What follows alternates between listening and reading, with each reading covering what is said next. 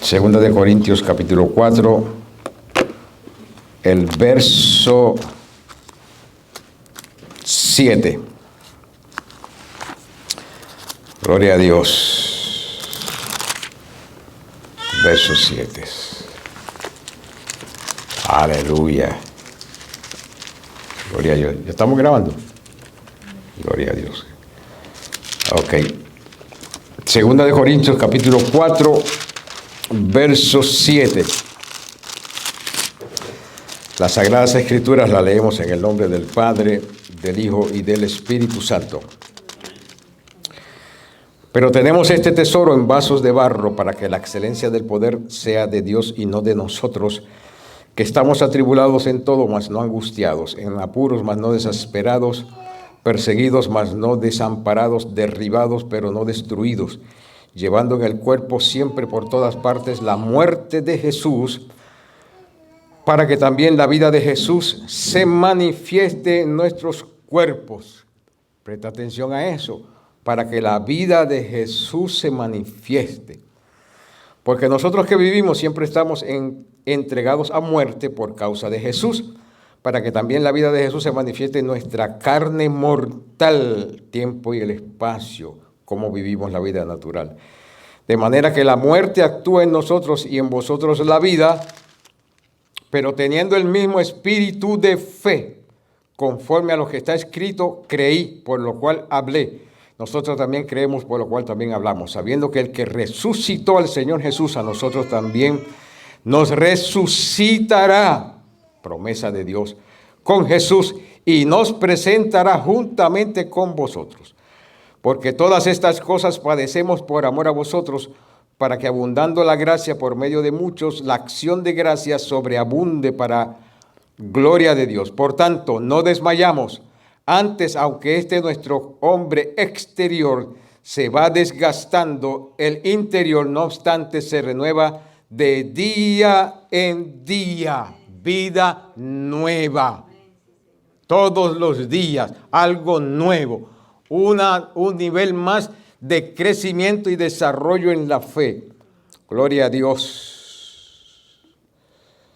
Porque esta leve tribulación momentánea produce en nosotros cada vez más un excelente y eterno peso de gloria, no mirando nosotros las cosas que se ven, sino las que no se ven. Pues las cosas que se ven son temporales, pero las cosas que no se ven son eternas. ¿Cómo vivimos la fe? Gracias, Padre, por tu santa palabra y por la enseñanza que has separado para nosotros en esta hora.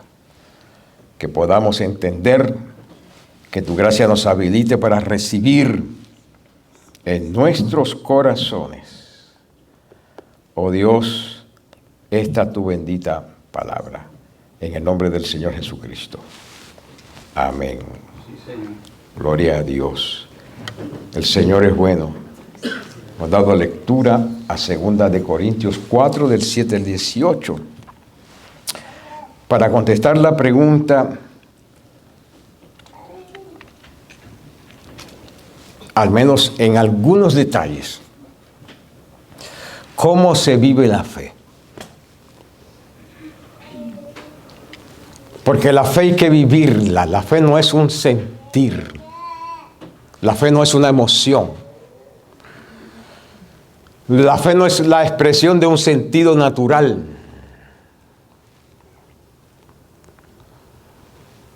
La fe es un estilo de vida.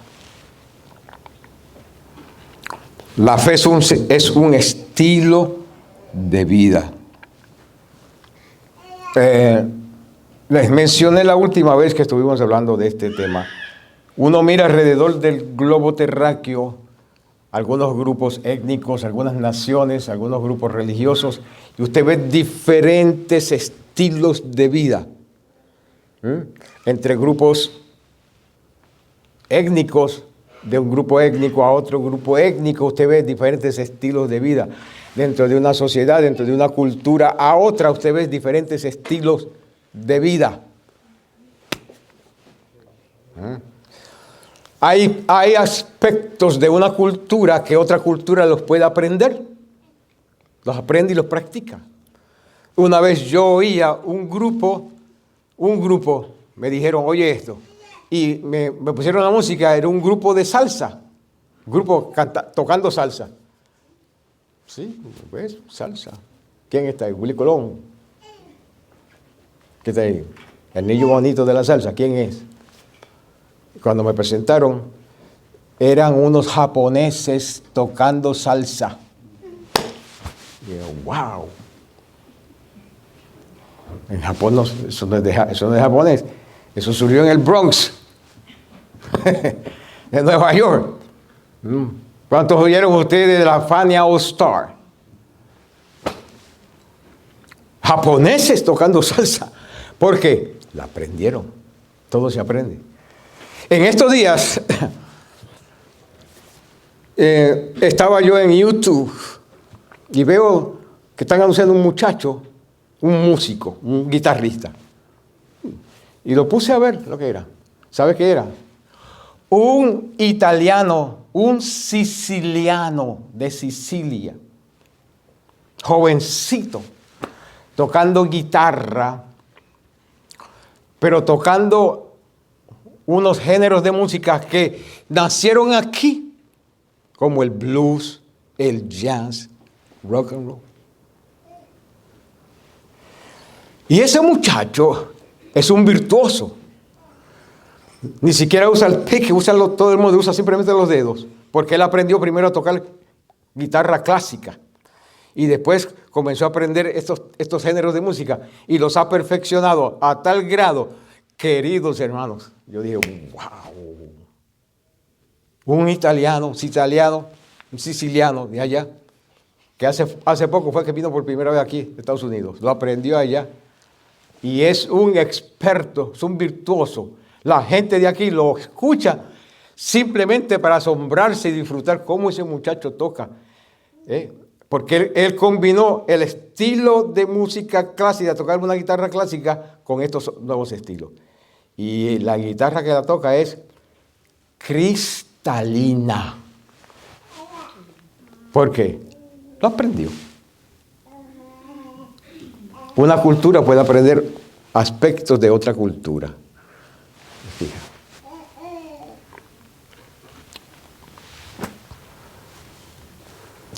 La Biblia nos enseña a nosotros.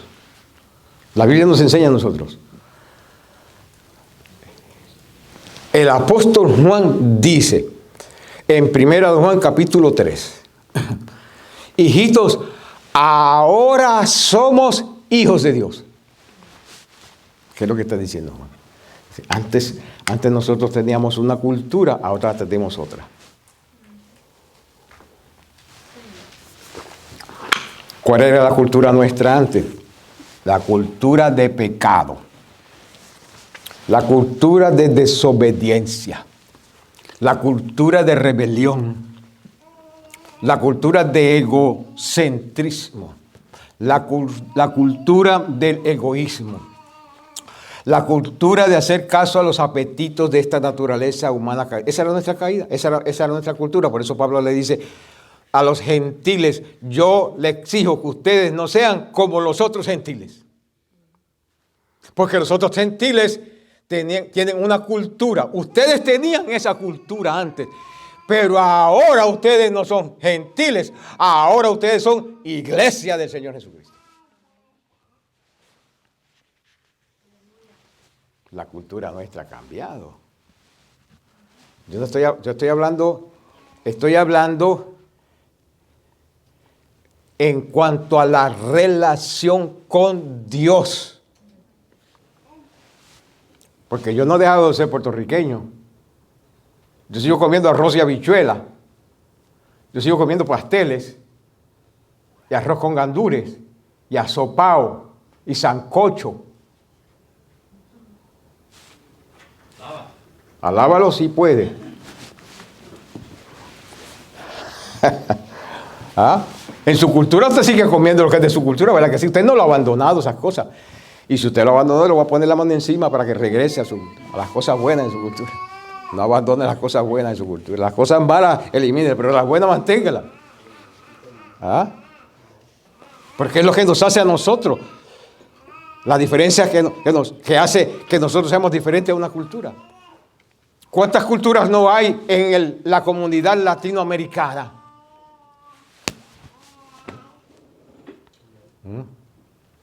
Una vez yo oí una palabra que se llama pupusa.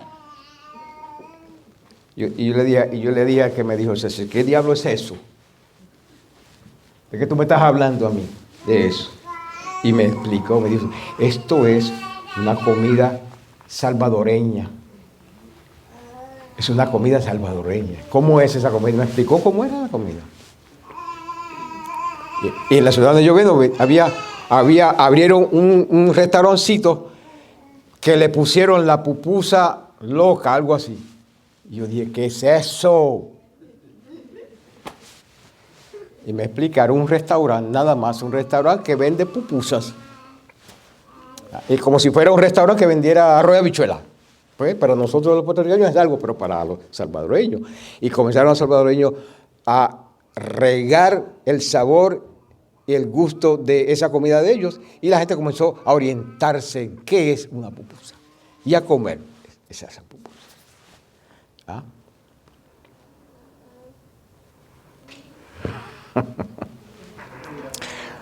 Cosas diferentes de nuestra cultura. Es nuestra cultura. Yo comí algo de los bolivianos que me dijeron algo.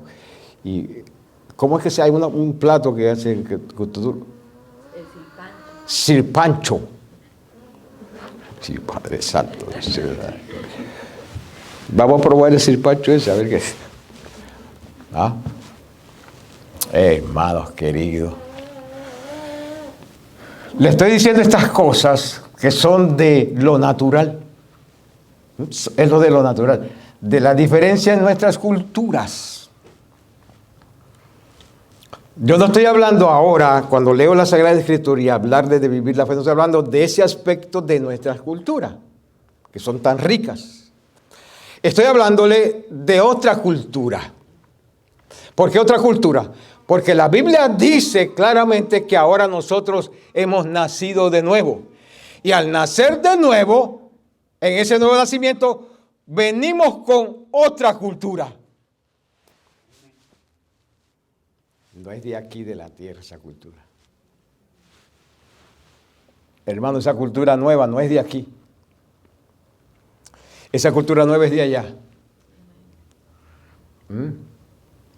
Es de allá. ¿Cómo nosotros vivimos la fe? Porque yo les he enseñado que fe es confianza y dependencia total en la persona, en el carácter, en la palabra y en la obra del Señor Jesucristo. Amén.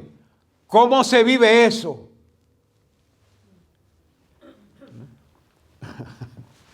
Gloria a Dios. Qué linda es la palabra del Señor, hermano. Qué lindo es el Espíritu Santo. Porque el Espíritu Santo nos dice cosas, pero no nos deja así en el aire. ¿Cómo se vive la confianza y la dependencia total en Cristo y en su palabra? ¿Cómo se vive eso?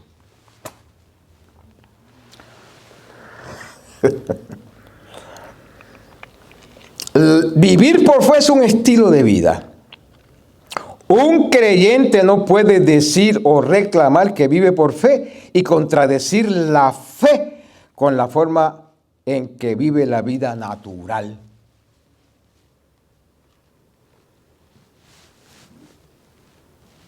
Yo no puedo decir, yo soy boricua, de hueso colorado, y que a mí no me llamen la atención los diferentes aspectos de la cultura puertorriqueña. Me van a decir a mí, tú no eres boricua. Yo soy boricua. ¿Hay alguna cultura que es perfecta? No.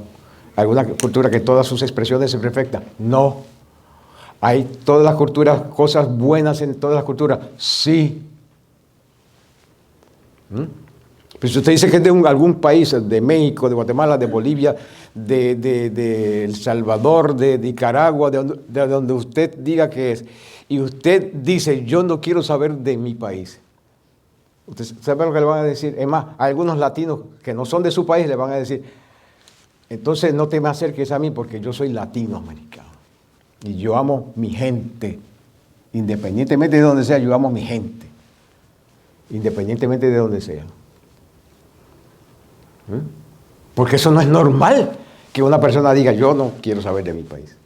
Eso no es normal. Por supuesto, pido disculpas. Puede ser que yo esté equivocado, puede ser que eso sea normal. Yo no lo veo normal. Y si alguien me dice a mí que eso es normal, tiene que explicarme por qué es normal. Porque yo no lo veo normal. Yo tengo un sobrino que nació aquí, se crió aquí. Él ha venido aquí. Ustedes lo han visto. Pero mire que a ese sobrino le gustan los pasteles. Dios del cielo y de la gloria. Ese sobrino se le gustan los pasteles. Y no nació en Puerto Rico. Él nació aquí y se crió aquí. A veces me llama y dice, ¿dónde estás? ¿Dónde tú crees que estoy? En Puerto Rico. Ya fuiste en casa de Eri. Eri es un amigo de la familia que en Patilla, que hace tremendo pastel. Sí, ya fui.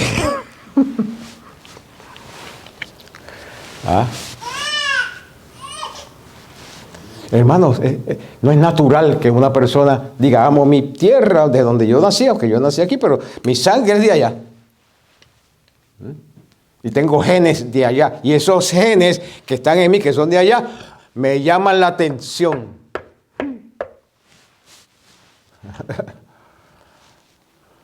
Por eso que yo no veo normal que una persona diga, yo no quiero saber de mi país.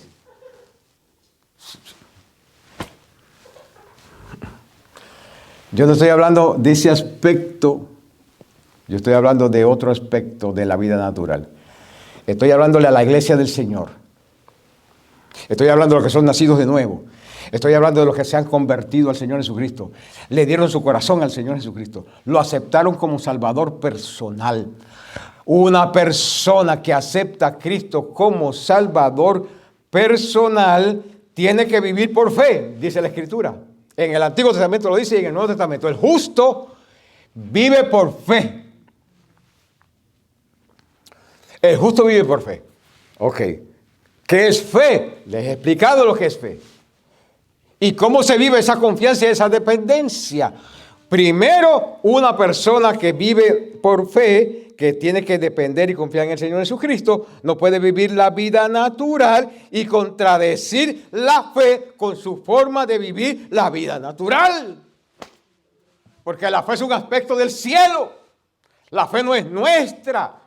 La Biblia dice en Efesios capítulo 2 que somos salvos por fe, por gracia. Y esto es un don de Dios, un regalo de Dios. ¿Me están siguiendo, hermanos? Ok. Entonces, soy justificado, es un regalo de Dios. ¿Cómo? Porque el Señor quiso hacerlo. Gracias, eso es un regalo de Dios.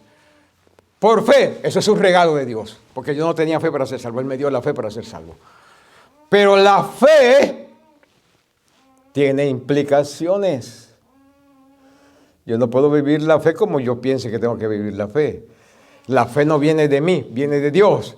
Y como viene de Dios, trae un plano. Trae un plano para que yo aprenda a vivir la fe. La piedad es el esquema de la fe. El esquema del Evangelio es la piedad. El plano de la fe se encuentra en las Sagradas Escrituras.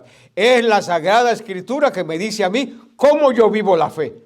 No mis sentidos, no mis emociones, no mi mente, no mi ideología, no mi filosofía, no mi teología. Mi teología me ayuda a entender la doctrina, pero la doctrina es la que me enseña a mí a vivir la fe. No al revés. No al revés. La teología se alimenta de la doctrina. Y cuando estoy hablando de doctrina, estoy hablando de doctrina fundamental. La teología se alimenta de la doctrina. No al revés. No es la doctrina la que se alimenta de la teología. No. La teología recibe información de la doctrina para venir a hacer teología. Por eso hay que teologías buenas y teologías malas. Las teologías buenas son las buenas interpretaciones de la doctrina. Las teologías malas son las teologías, interpretaciones malas de la doctrina.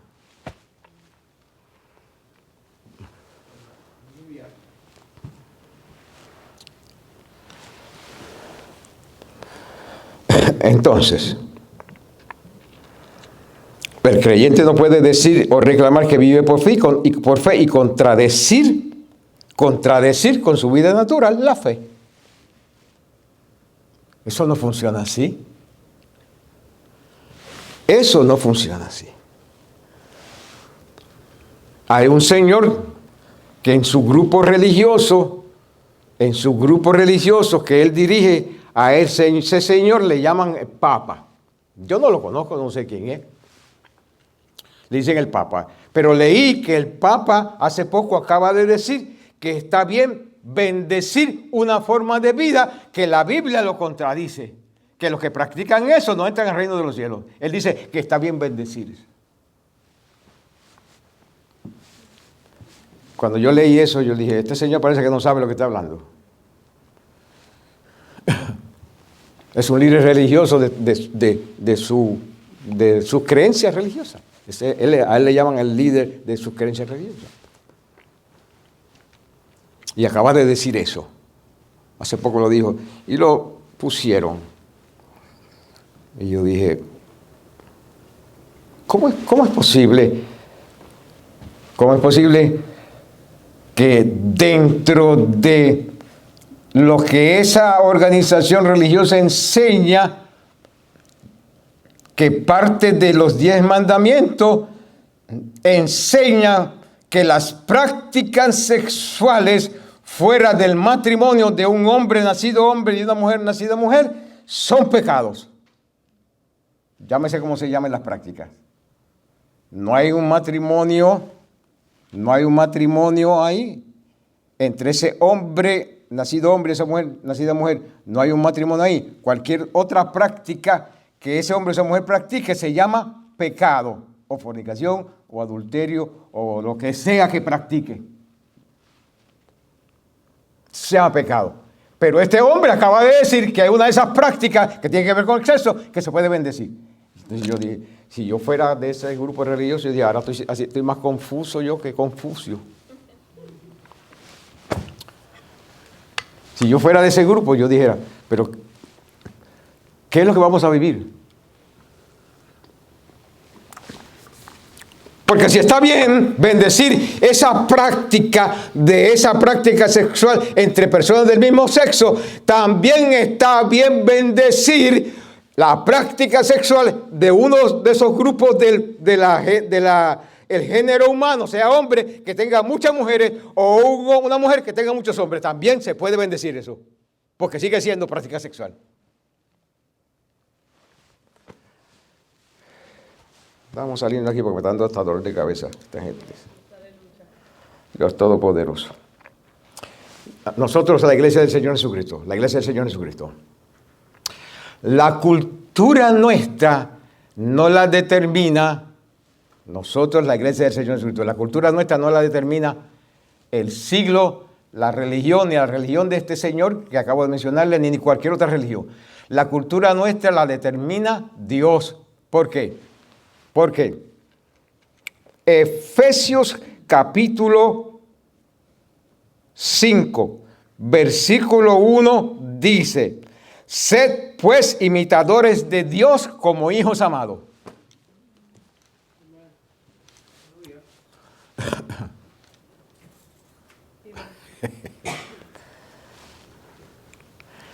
Sed pues imitadores de Dios como hijos amados. La Biblia nos enseña a nosotros quiénes son los hijos de Dios. El Evangelio según San Juan, capítulo 1, versículos 11 y 12. Para ser hijo de Dios hay que aceptar a Cristo como Salvador personal. De acuerdo a la Biblia. ¿De dónde salió la Biblia, hermanos? ¿De dónde salió? De Dios. ¿Quién inspiró este libro? Dios. ¿Cómo lo hizo? El Espíritu Santo de Dios inspiró a los escritores, dice Pablo, inspiró a los escritores sagrados para crear esto que se llama la revelación, para que nosotros sepamos cómo es que Dios piensa. Porque yo no puedo ser imitador de Dios si yo no sé cómo Dios piensa. Yo no puedo ser imitador de Dios si yo no sé cómo Dios cree en relación a ciertas cosas. No sería eso justo, ¿verdad que sí? Hello. ¿Cómo yo puedo reclamarle a mis hijos esto desde que nacen? Esto está bien, esto está mal. Aprendan esto, eliminen esto. ¿Cómo yo puedo enseñarles si no les enseño? Hay que enseñarles, ¿verdad que sí? A los hijos hay que enseñarles. Esa es la razón por la cual Dios nos ha dado a los hijos, para que les enseñemos. Instruye al niño en su camino. Cuando fuere viejo no se apartará de él. Eso no es una promesa, eso es un principio. Eso lo dice la Biblia, pero no lo presenta como una promesa. Es un principio. Porque si fuera una promesa, los hijos nuestros no se apartarán. Y se apartan.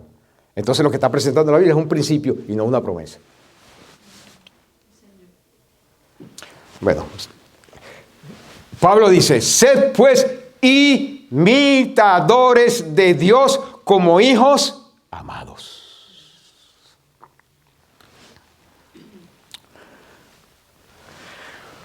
Yo no sé usted, hermano, pero cuando yo leo un texto sagrado, yo me detengo ahí, yo comienzo a pensar, yo busco todas las formas posibles para yo entender ese texto y qué me quiere decir ese texto a mí.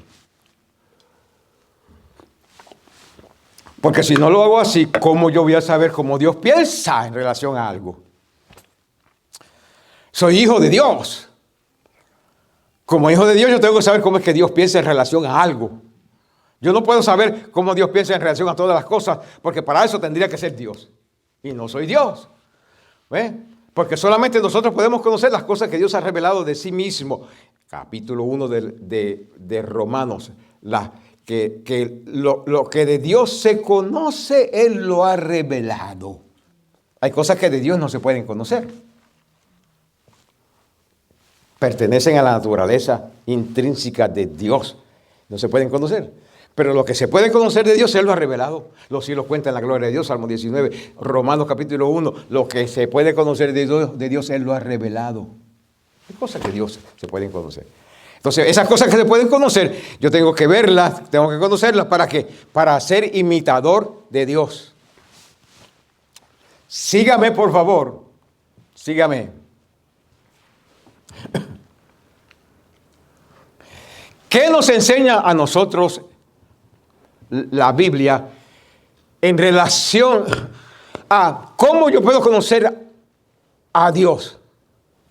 La Biblia nos dice a nosotros que Jesucristo es la imagen del Dios invisible. Capítulo 1 de la epístola a los Hebreos nos dice a nosotros que Dios, habiendo hablado en la antigüedad por medio de los salmos y los profetas, hoy nos ha hablado por el Hijo. Entonces, ¿quién es el que me da a conocer a mí a Dios? Cuando estoy hablando de Dios, estoy hablando de la divinidad, Padre, Hijo y Espíritu Santo. ¿Quién es el que me da a mí a conocer la naturaleza divina? El Hijo. El Hijo.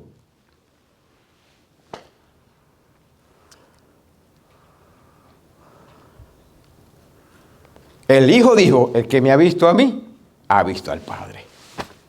¿De qué estaba hablando? ¿De qué estaba hablando él? ¿Del color de la piel? No.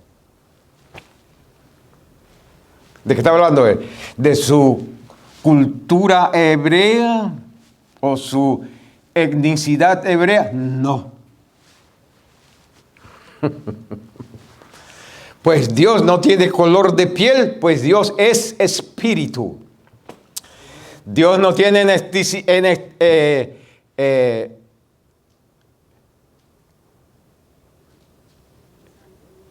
¿qué fue lo que yo dije? Que Dios no tiene naturaleza étnica porque Dios es espíritu.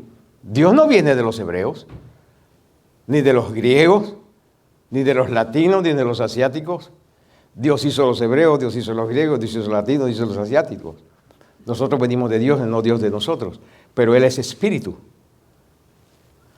Entonces cuando dice de que la Biblia de que el Hijo nos ha dado a conocer a Dios, ¿de qué está hablando?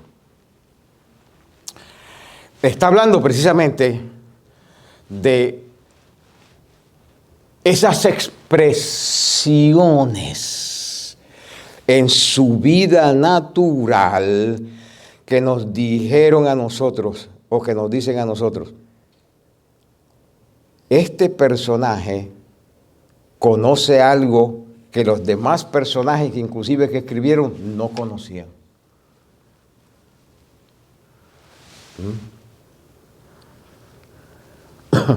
¿Y por qué él tiene ese tipo de conocimiento? Él tiene ese conocimiento de que otros no tenían ese conocimiento, porque en ese personaje hay dos naturalezas. Una de las naturalezas se llama el Verbo de Dios y la otra naturaleza se llama el Hijo de Dios. Una es divina y la otra es humana. Y están en una persona. Por eso es necesario confiar y depender de la persona de Jesús.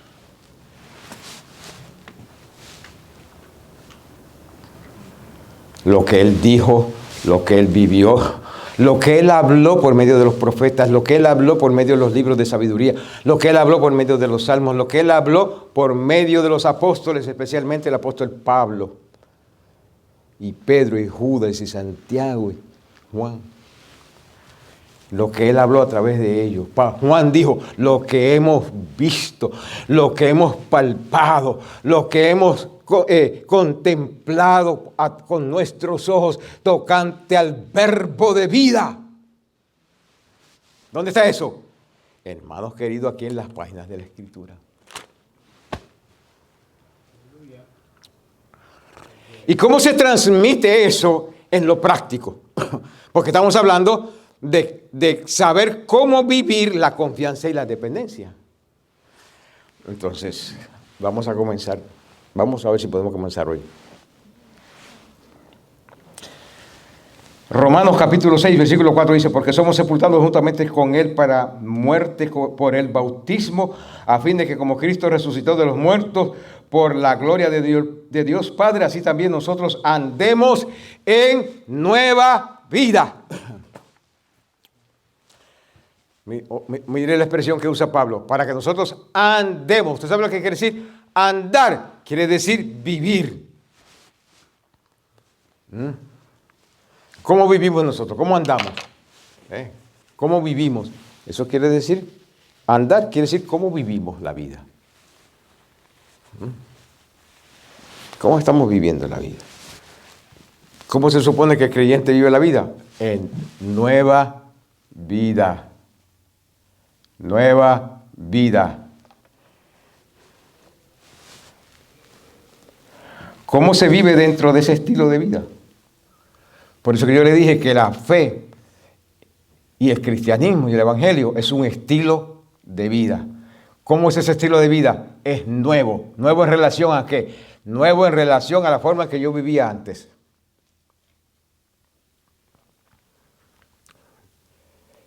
Es nuevo. Es un estilo de vida totalmente nuevo. ¿En relación a qué? En relación a cómo yo vivía antes. ¿Cómo yo vivía antes? Sin tener a Dios en mi noticia, sin conocer a Dios, sin obedecer al Señor, sin relacionarme con el Señor, sin conocer su palabra, sin conocer sus mandamientos. Yo vivía como yo pensaba que debía vivir. Conforme a lo que me hiciera sentir bien, conforme a lo que me gustara a mí, conforme a lo que yo quisiera hacer. Esa era mi forma de vida. Y también, tal vez era la forma de vida suya, tal vez. Usted vivía como usted pensaba que debía vivir. En unos casos buenos, en otros casos malos. Pero vivía como usted pensaba que debía vivir. Pero eso era antes. Ahora usted, levante la mano los que han nacido de nuevo. Levante la mano. Ahora usted ha nacido de nuevo. Quiere decir que si usted ha nacido de nuevo, usted es un hijo de Dios, una hija de Dios. Y si usted ha nacido de nuevo, es un hijo de Dios, usted y yo debemos imitar a Dios como hijos amados. ¿Cómo imitamos a Dios? Nuestro estilo de vida debe de ser en acorde con la naturaleza de Dios. ¿Cómo se ve la naturaleza de Dios? En la persona del Verbo, en la persona del Hijo. ¿Cómo se llama el Hijo? Se llama el Señor Jesucristo. ¿Y cómo nosotros conocemos la naturaleza del Señor Jesucristo? La forma de pensar en el Señor Jesucristo.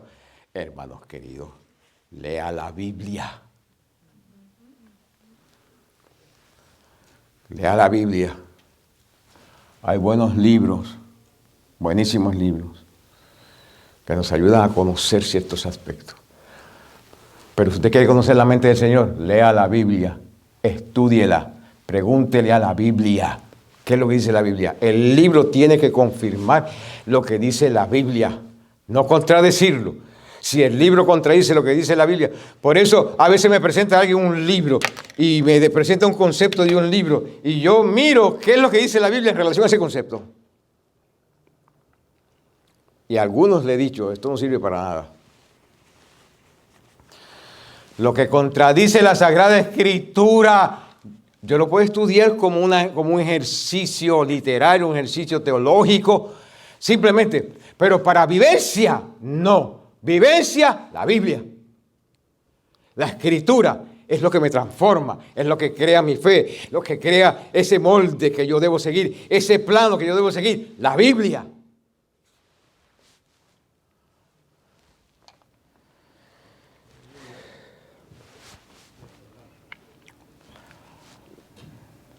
¿Cómo se vive dentro de ese estilo de vida?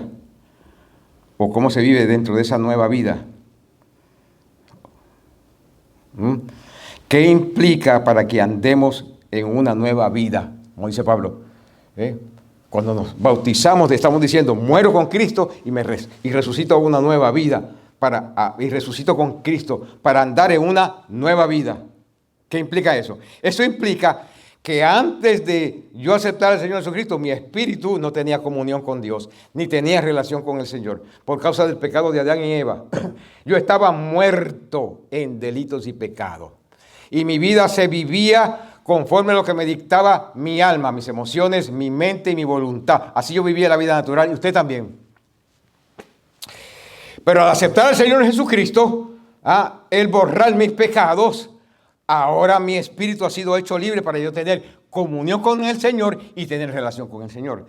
Y si tengo comunión con el Señor y tengo relación con el Señor, ya mi alma no tiene ningún negocio dictándome a mí cómo yo voy a vivir la vida natural.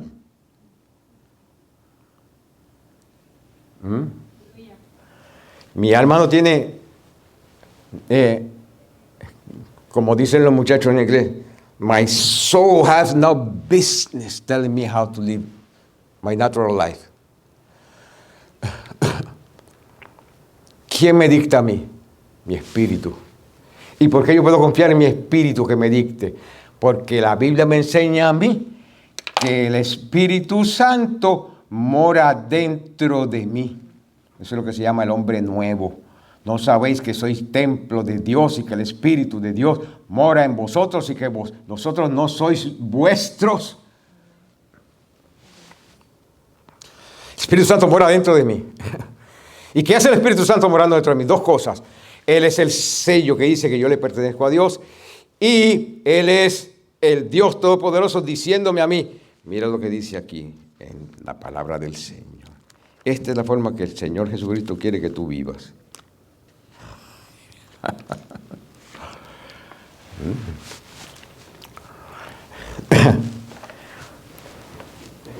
Estoy echando el fundamento, hermano, para seguir después la semana que viene en otra dirección. Amén. Sígame. ¿Qué implica que andemos en nueva vida? Implica que las cosas viejas, la forma en que vivíamos la vida natural, no puede ser la norma. Pablo dice para que andemos en nueva vida. ¿Qué implica eso? Que la forma en que yo vivía antes no puede ser la norma, porque la norma esa decía que yo vivía la vida natural en base a lo que me dictaba el alma. Ahora no, ahora acabo de nacer de nuevo.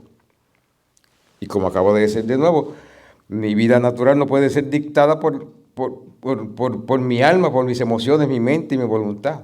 Ahora son hechas nuevas, dice Pablo, 2 de Corintios, capítulo 5, versículo 17. Si alguno está en Cristo, nueva criatura es, las cosas viejas pasaron y aquí todas son hechas. ¿Cómo son hechas nuevas? ¿Usted no se ha preguntado eso alguna vez? Son hechas nuevas. ¿Pero cómo son hechas nuevas? ¿Mm?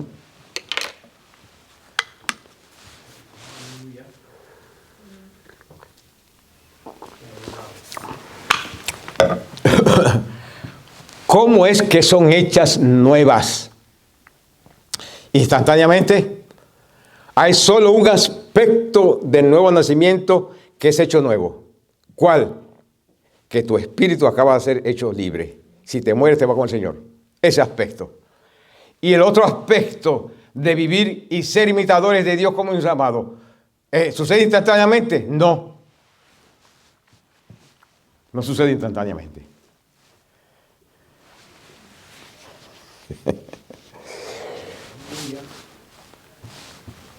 Es un proceso.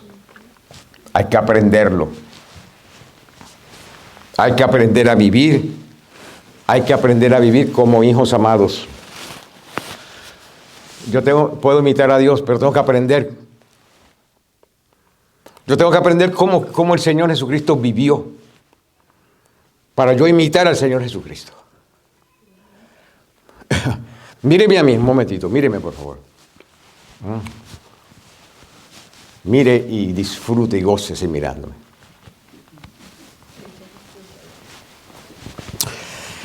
Hermanos,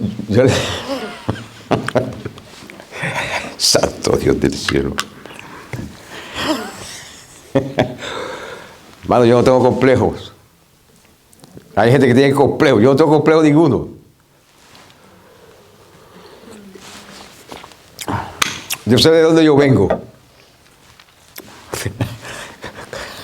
¿Cómo voy a tener complejo? Una, sé de dónde vengo, y dos, sé de dónde el Señor me sacó, y sé lo que el Señor ha hecho conmigo.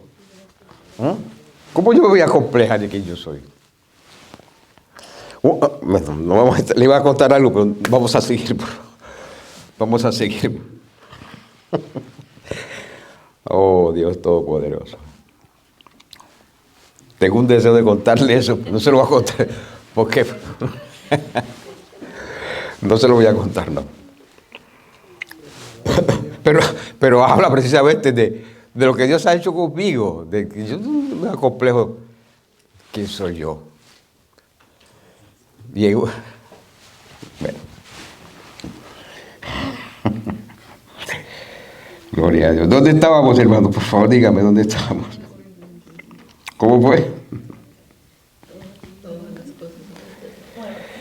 Segunda de Corintios 5:17. De modo que si alguno está en Cristo, nueva criatura es. ¿Cuántos son nuevas criaturas? Yo soy nueva criatura, hermanos. Por eso es que yo me gozo en el Señor.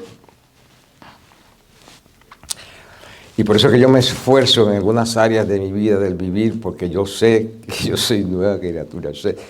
Yo sé lo que el Señor ha hecho en mí. Dios Todopoderoso. Pero cada cristiano debe saber eso. ¿De dónde el Señor lo sacó? ¿Qué fue lo que el Señor hizo? Para vivir para Dios. Y esforzarse para vivir para Dios. Porque nosotros tenemos que imitar a Dios como hijos amados.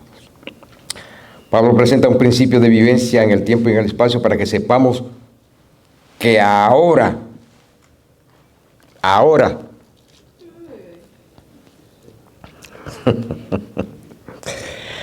para que sepamos que ahora, como dice Juan, en 1 de Juan 3:2, ahora somos hijos de Dios.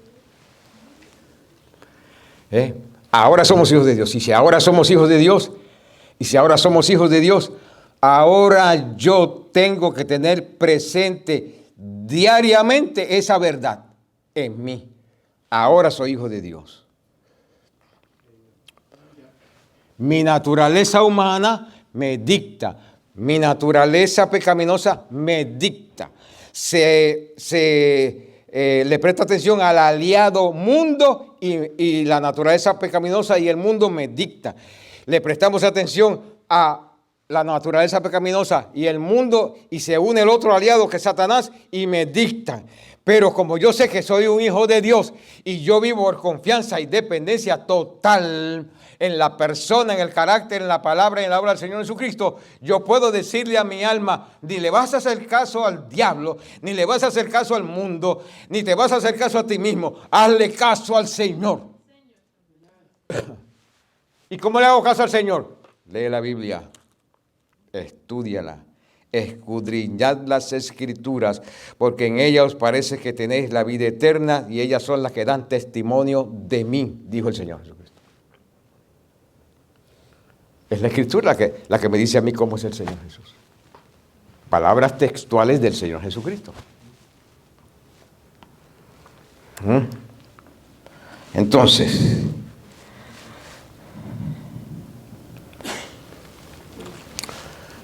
esa idea que Pablo presenta en Efesios 5:1, sed pues imitadores de Dios como hijos amados. ¿Cómo yo lo hago parte de mí? Para convertirlo no meramente en una frase de las Sagradas Escrituras, sino convertirlo en una forma práctica, en mi vivencia de fe. ¿Cómo lo hago?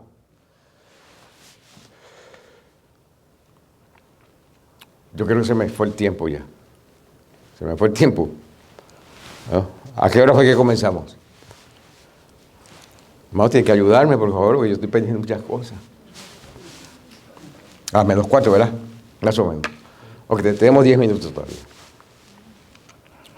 Vaya a Primera de Pedro, capítulo 1, versículo 13. Primera de Pedro, capítulo 1.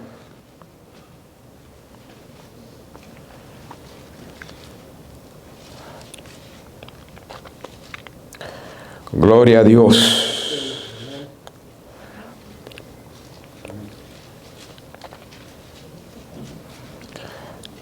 Primera de Pedro, capítulo 1, versículo 13.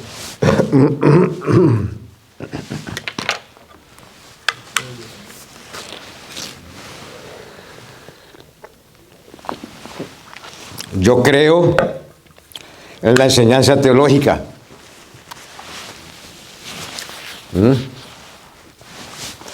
Yo creo en la enseñanza teológica. Yo creo en enseñar teología. A mí me gusta enseñar teología. Enseñé teología por muchos años. Me gusta. Pero más que enseñar teología, yo creo en la enseñanza práctica de la Sagrada Escritura. Porque la enseñanza teológica me ayuda a conocer conceptos, ideas, conceptos doctrinales, conceptos teológicos, diferencia entre un concepto u otro. Pero la enseñanza práctica me ayuda a conocer a Jesús y cómo yo vivo a Jesús. Porque si el concepto teológico no se transfiere, no se traduce en una forma de vida, se queda en eso, en teología, en conceptos, en ideas. Y eso es bueno, pero tiene un límite. Conocer información teológica.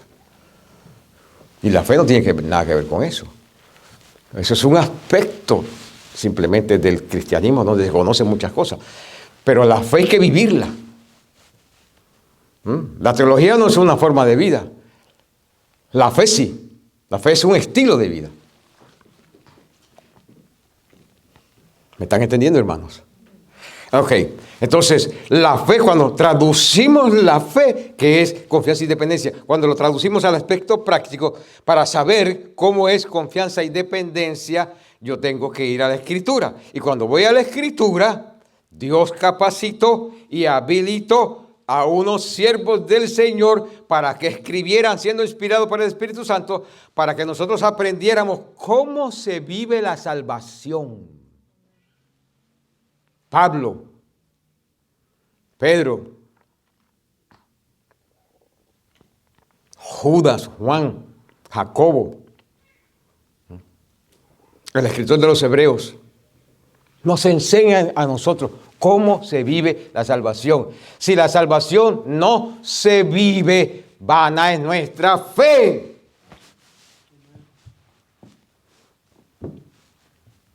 Si la salvación no se vive, vana es nuestra fe. Le di ese ejemplo de ese líder religioso que un día creía una cosa y ahora está diciendo a sus feligreses que hay que cambiar eso. ¿Cómo es eso? La Biblia no cambia.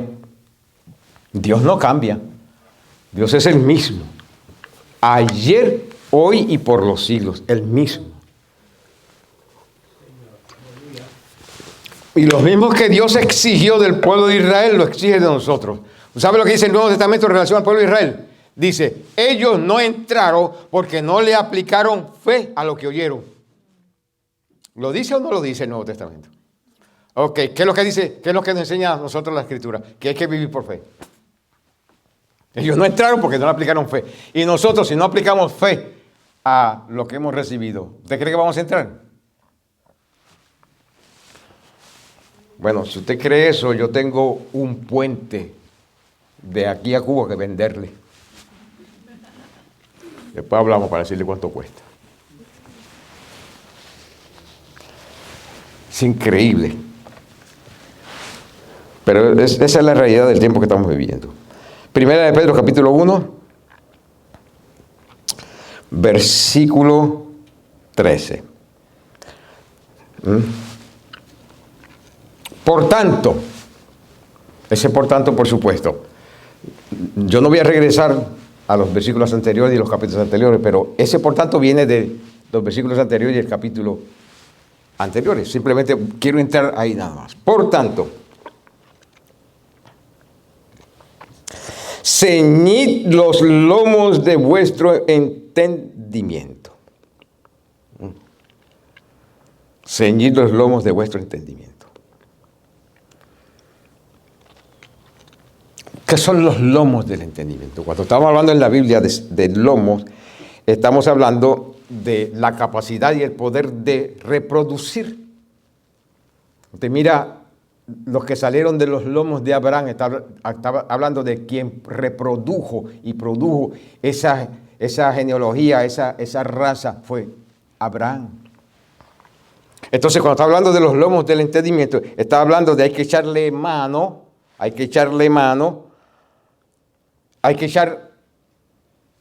a la capacidad que la mente tiene de producir. La cabeza no fue creada simplemente para ponerle sombrero. Ahí está el cerebro. Y el cerebro tiene la capacidad de proveerle al alma en su mente, porque la mente es una parte del alma, no del cerebro. Pero cuando habla de la mente, cuando hablamos del cerebro, estamos hablando de la mente, de esas capacidades que Dios nos ha dado a nosotros de producir, de pensar, de aplicar lógica, de aplicar sentido común, de buscar entendimiento, de entender. Y los que no entendemos, buscar razón de ser. Dios nos ha dado la capacidad de eso, queridos hermanos. Por eso es que les di a ustedes un ejemplo de ese muchacho italiano, jovencito, que es un virtuoso en la guitarra, que aprendió géneros de música que nacieron aquí. Y él, estando allá, los aprendió y toca mejor que muchos de los de aquí. ¿Por qué? Porque Dios le ha dado la capacidad al hombre de aprender, de conocer y de perfeccionar lo que recibe, de llevarlo a otras dimensiones. Ese muchacho aprendió, pero llevó eso que aprendió a otras dimensiones. ¿Tenemos nosotros esa misma capacidad? Sí, queridos hermanos. Todos somos seres humanos. El ser humano nace con esa capacidad de aprender, de saber, de conocer, de investigar, de preguntar, de ser guiado, de ser instruido. Entonces, Pedro dice, dale la capacidad a tu mente de producir, o sea, ceñid los lomos de vuestro entendimiento y sed sobrios ¿Por qué menciona la palabra sobrio? ¿Qué es sobrio? Aquel que no está ebrio. ¿Cuál es el que está ebrio? Aquel que se está tomando el alcohol y el alcohol altera sus sentidos. Altera sus sentidos. Está ebrio. Altera sus sentidos naturales. Bueno, esto sucede también en el mundo espiritual. Hay personas que se ponen ebrios por lo que oyen. Les prestan su sentido a lo que oyen, ya sea religioso, ya sea cultural, ideológicamente, filosóficamente, políticamente, económicamente, lo que sea. Y se ponen ebrios. Se emborrachan con lo que están oyendo. Y la Biblia nos dice a nosotros, sed sobrios. No dejes que te emborrache la ideología de este mundo pagano, y las filosofías de este mundo pagano, y la forma de este mundo pagano, y la vanagloria del mundo pagano, y la vanagloria de los ojos del mundo pagano. No dejes que te emborrache. Sé sobrio. ¿Me estás siguiendo, hermano? Por hoy, ya estamos concluyendo por hoy. Sé sobrios. No dejar que los pensamientos nos desvíen. La persona que está ebria, sus pensamientos los desvían. Sí, yo voy para allá. ¿Cuál es tu dirección? Esta. Esa dirección es para allá. ¿Ah?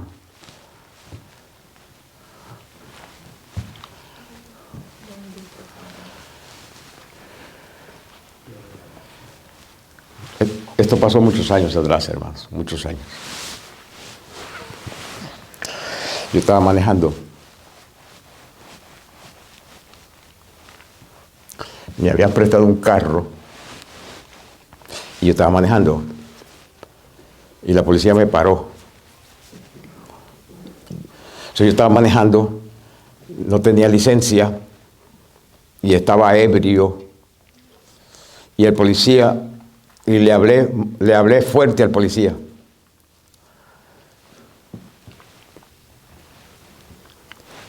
Gracias a Dios que la misericordia que Dios traía conmigo para rescatarme, no, el policía o no me oyó o no me hizo caso, una de las dos. Solamente me dijo, deja el carro aquí, no lo muevas. Y el carro no era mío. Y yo no tenía licencia. Y estaba manejando ebrio, sin licencia, y el carro no era mío. ¿Por qué?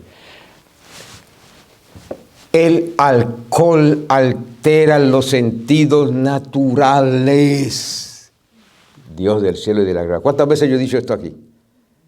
El alcohol altera los sentidos naturales. Dios no nos hizo a nosotros para tomar alcohol, y mucho menos emborracharnos. Dios nos hizo a nosotros los cristianos para que lo adoremos, le sirvamos, le obedezcamos, crezcamos en la naturaleza, crezcamos en el carácter, crezcamos en la persona, crezcamos en la palabra, en la obra del Señor Jesucristo. Ese es el propósito de Dios crearnos a nosotros como hijos amados. Entonces, ¿cómo una persona puede evitar ser desviado por el alcohol? Ahí estoy hablando ahora en sentido figurado.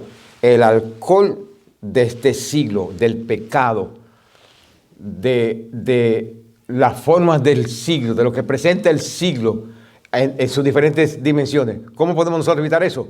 Siendo sobrios. Siendo sobrio. El que es sobrio toma decisiones en control, sabias. El que está ebrio no sabe lo que está haciendo. No sabe lo que está haciendo. Porque está siendo guiado por el alcohol. Pero el que es sobrio dice, esto tengo que hacerlo de esta forma, tengo que caminar por aquí, tengo que llegar aquí, tengo que hacer esto, porque está sobrio. El alcohol no está determinando en él. Bueno, en el sentido de las cosas espirituales y la relación que nosotros tenemos con Dios y la relación que tenemos con el siglo, es lo mismo. Pedro nos está diciendo la misma cosa. Sed sobrios. No te dejes que los pensamientos te desvíen como al ebrio. Sed sobrios y esperad por completo en la gracia que os traerá cuando Jesucristo sea manifestado. ¿Por qué tomar la decisión de vivir sobriamente en relación a la religión, en relación al mundo, en relación al pecado, en relación a la carne? ¿Por qué vivir sobriamente? Porque Cristo viene ya. ¿Cuál es la gracia que se va a manifestar cuando Cristo se ha manifestado? Cristo viene a buscar su pueblo, su iglesia. Bienaventurado aquel siervo que cuando el Señor venga lo encuentre y lo halle haciendo así como sobrio. Capítulo 21 de Lucas. Mirad por vosotros mismos que vuestro corazón no se cargue de glotonería y de los afanes de esta vida y venga de repente aquel día. Los afanes de este mundo nos ponen ebrios. Los afanes de la vida, la vanagloria de la vida, nos ponen ebrios. Y vamos como corderitos en la manada, pendientes a suplir esas cosas que nos está proveyendo el mundo, la vanidad de la carne, de los ojos, de la mente. Mas sin embargo la Biblia dice, sé sobrios. ¿Por qué tenemos que ser sobrios? Queridos hermanos, porque la única forma de poder vivir la fe, estamos simplemente echando el fundamento. La única forma de poder vivir la fe es decirnos a nosotros mismos, ahora yo soy un hijo del Señor. Ceñir los lomos de buen entendimiento. Ahora yo soy un hijo del Señor. Yo no puedo vivir como vivía antes, ni tampoco puedo vivir como este mundo me está dictando. ¿Por qué? Porque Cristo viene pronto por mí y si tiene que encontrarme a mí siéndole fiel y viviendo para Él, obedeciéndole, sujeto a Él, matando esta naturaleza humana caída, matándola. Aleluya. Eso es un pensamiento sobrio. No un pensamiento ebrio, sino sobrio. Como piensan los hijos de Dios y como piensan las hijas de Dios. Porque ahora somos hijos de Dios. Sed imitadores de Dios como hijos amados. ¿Qué hizo Cristo cuando vino la tentación? Le dijo al diablo, escrito está. Escrito está. Él no tenía que pasar por eso, pero se sujetó. ¿Por qué? Porque tenía que hacer redención. Escrito está.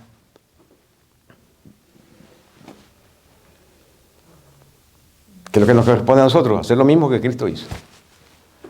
Él es el modelo. No soy yo el modelo, no me mire a mí como el modelo.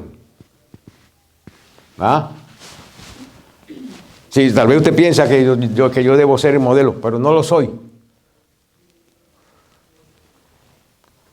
¿Sabe cómo se llama el modelo?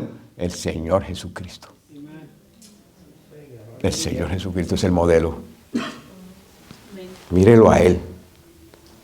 Y usted va a recibir, queridos hermanos, un poder en tu voluntad, un poder en tu mente, un poder en tu fe. Aleluya. Una determinación en tu fe que tal vez nunca la habías experimentado, la vas a experimentar para de aquí en adelante vivir para el Señor en todas las dimensiones de tu vida y en todas las expresiones de tu vida. Lo vas a recibir.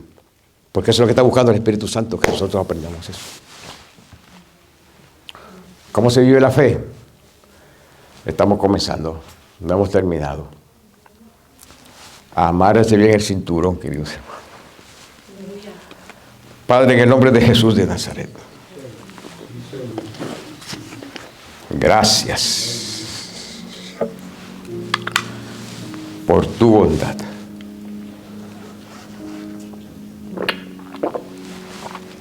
Por tu gracia. Por tu misericordia.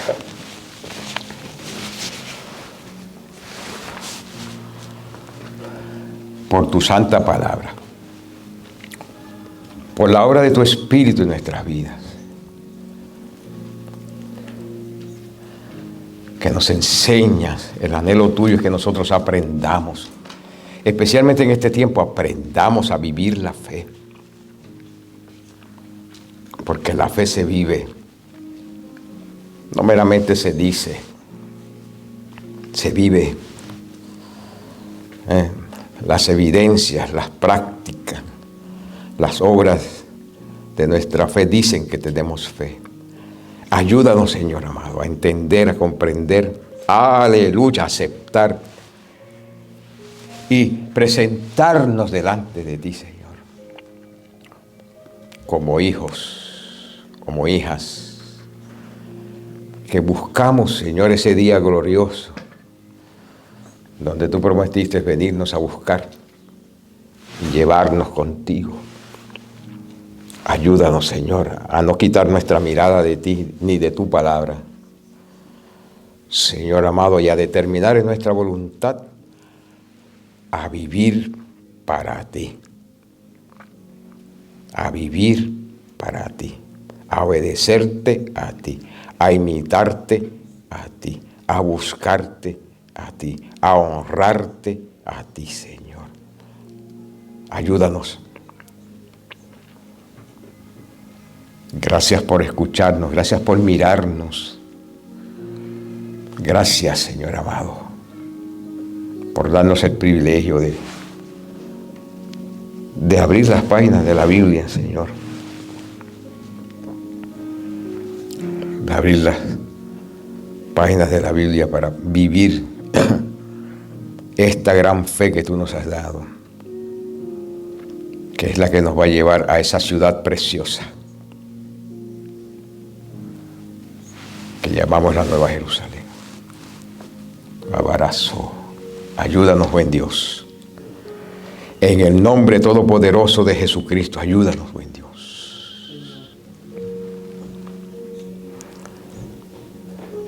Gracias por ministrarnos, Señor. Gracias. Por Jesucristo, nuestro Rey y Salvador. Ahora y siempre, buen Dios. Amén.